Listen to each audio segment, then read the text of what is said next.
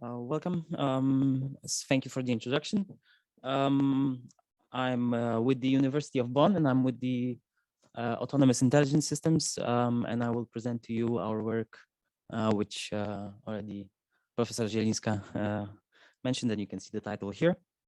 So let me give you a bit of a background here for bipedal walking. So if time and precision were not a problem, then we would have everything practically solved with optimal control.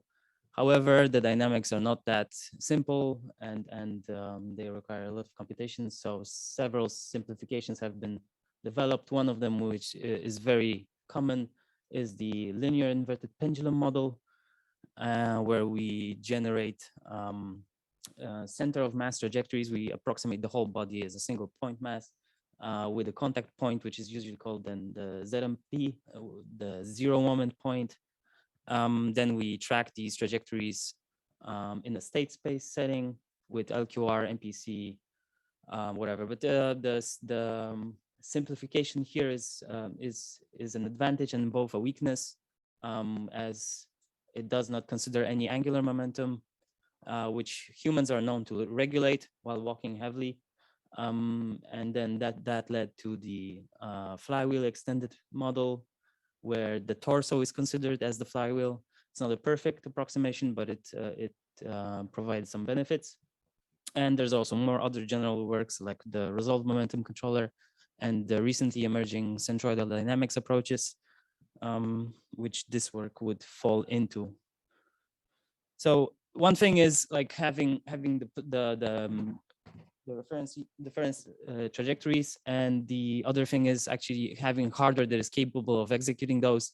And on the left, on the bottom, you will find our robot, which is more of a prosumer quality product than an industrial one. It has simple motors, simple DC motors with tiny gears, and it has a lot of backlash, compliance in the joints. It's not easy to control it, and also doesn't have any foot sensors, so we are walking purely blind, but it works. We have some experience with the central pattern generated gaits, and then we extend them with feedback, and we've proven that this is a good solution for walking in the competition of RoboCup, where we won several awards. So our approach now is to use a medium complexity model to approximate the centroidal properties of the system, and then generate whole body poses, and to in response to control errors, and better track the desired trajectories. So this is the framework that we have here, and the reference trajectory generation is done as per Kajita, with the common ZMP trajectories being generated from desired step sizes, from desired walking velocities. And then the main part of the whole framework is this CRB inertia pose generator, which I presented 3 years ago in ICRA. And then the contribution of this work is the state estimation and the controllers that use this generator. So the generator assumes that we have a robot that has 5 masses, and this creates a one-to-one mapping between the centroidal state and the joint state, and this is fully predictable. It's continuous, as I said, and one nice thing is we get this ellipsoid, which can work as this flywheel, and it has a angular orientation, which is like a counterpart to the angular counterpart to linear motion of the COM. So I'm going to show you how it works now. Hopefully it does. Yeah. So we can ask the flywheel here to rotate with or move with respect to the feet positions, and that's going to generate a whole body pose for us. And the idea is we can then use it to get the desired trajectories that we want. So in balance, for balanced walking, estimation is crucial, especially since we don't have foot sensors. So we start with estimating the torso with the IMU, the torso attitude, and then combining that with the joint states, we get our center of mass position, and the full dynamic state is then achieved with a Kalman filter, which we supplement with a global so-called acceleration gotten from the IMU, which is basically this equation on the bottom. We unrotate whatever we are measuring by the IMU by the torso attitude, and unbias it for gravity. And also the angular motion is filtered with a Kalman filter from the orientation of the ellipsoid. Then we perform the control on the center of mass using this velocity-based control represented by Choi, which will generate a velocity to steer the COM towards stability given ZMP and center of mass errors. We modify it to work with our position-based system by using leaky integration. This allows us to forget past errors, to not accumulate them over several steps. And we also added long-term control terms. The first one allows us to track the reference velocity. The second one allows us to steers the center of mass towards the predicted end of step state to the nominal end of step state, hopefully in time for the next step exchange. Also, as I mentioned, this inertia orientation needs to be set somehow. So what we do is we define a zero angular momentum heuristic. And basically what this means is that our tilt of the inertia should be aligned with the average vector of the foot placement.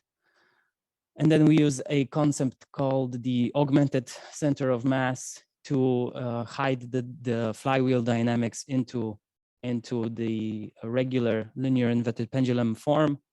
And based on that, we perform a similar controller as with the center of mass. And the leaky integrator provides us directly the offset or offset tilt that we need to apply on this flywheel. And we basically gain an auxiliary input to aid in ZMP regulation. One thing that I would like to mention is the nice thing about this augmented center of mass is that the acceleration, the angular acceleration of this flywheel is hidden thanks to this change of variables. So we don't actually need to measure this abstract acceleration. So not all errors can be handled by these controls, and large abrupt errors are handled usually with the end of step state prediction, and then we alter laterally we alter the gait frequency in order to maintain these left to right exchanges to match the desired oscillation. And sagittally, we are less prone to changes in the frequency, but placement is very crucial for balance. And there we just try to steer the COM to steer by changing the footstep. We try to get to the next end of step state, which is nominal.